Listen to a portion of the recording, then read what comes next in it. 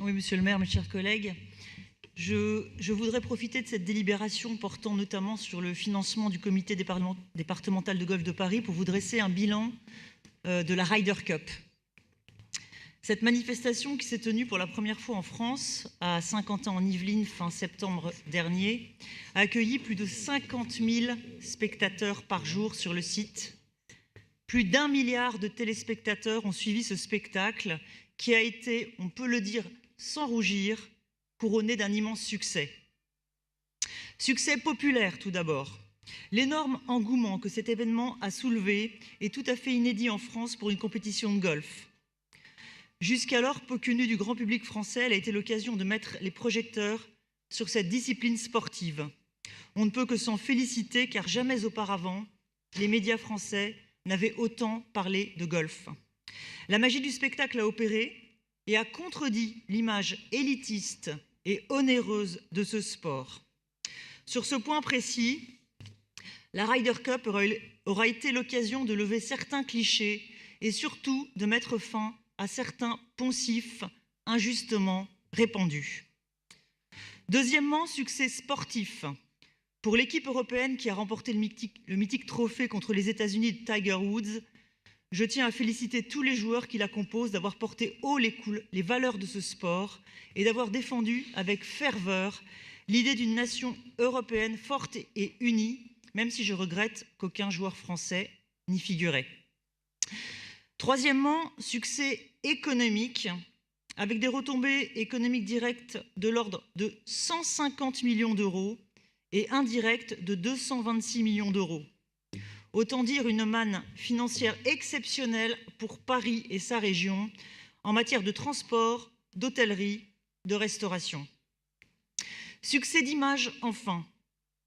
L'exposition en Mondovision du parcours de Saint-Quentin-en-Yvelines a permis de donner une large visibilité à cette pratique sportive et surtout de placer l'Hexagone comme destination de choix en tourisme golfique, notamment auprès des Américains venus pour certains pour la première fois en France à cette occasion, mais aussi auprès des touristes venus des 4 coins du globe. En effet, le tourisme sportif est un élément de poids permettant de renforcer l'attractivité de Paris. Les dirigeants de la Ryder Cup et du golf en France seront prochainement auditionnés par les sénateurs pour dresser un bilan avec des chiffres plus précis. Symboliquement et économiquement, la Ryder Cup aura été, comme le souligne le journal Capital, le choc entre les 2 plus grandes puissances économiques mondiales. En France, le golf figure en 4e position des sports individuels pratiqués avec 41 000 licenciés et 800 000 pratiquants. Aux États-Unis, c'est le sport le plus pratiqué, extrêmement populaire.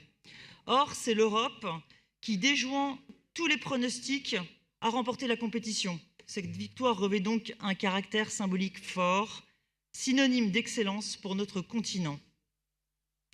Alors que les dirigeants du golf français profitent déjà du succès de la Ryder Cup pour faire sortir de son relatif anonymat cette discipline sportive et accélérer de manière significative son développement, la ville de Paris, qui n'a pas été très réactive les années passées, c'est le moins que l'on puisse dire, doit absolument prendre le train en marche et surfer adroitement sur la vague du succès.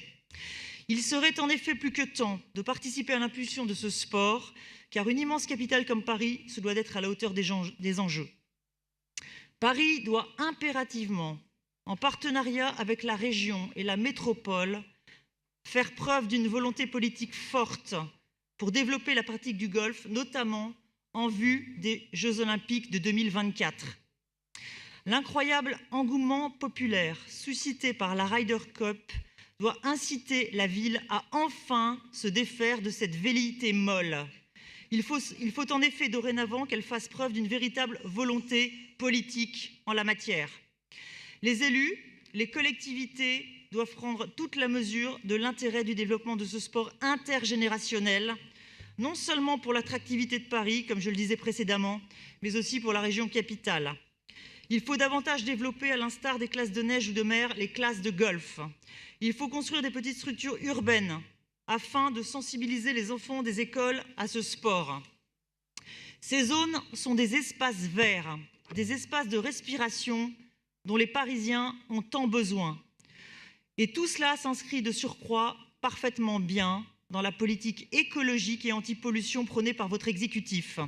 Voilà, monsieur le maire, toutes ces raisons qui m'amènent à vous demander d'incarner dès à présent cette volonté, car le golf doit devenir un sport de proximité à Paris. Le succès de la Ryder Cup en est la preuve la plus étincelante. C'est la raison pour laquelle je vous demande dans l'immédiat que la ville de Paris, qui a été largement bénéficiaire des retombées de la Ryder Cup, même mette à l'étude la possibilité d'installer de façon éphémère et tournante des équipements de golf sur les lieux emblématiques de la capitale, comme le Champ de Mars ou l'héliport, afin que les Parisiens puissent découvrir les bases de ce sport, comme cela s'est fait sur l'esplanade de l'Hôtel de Ville les jours qui ont précédé la compétition. Je vous remercie. Merci, Madame Bladier-Chassaigne. Voilà.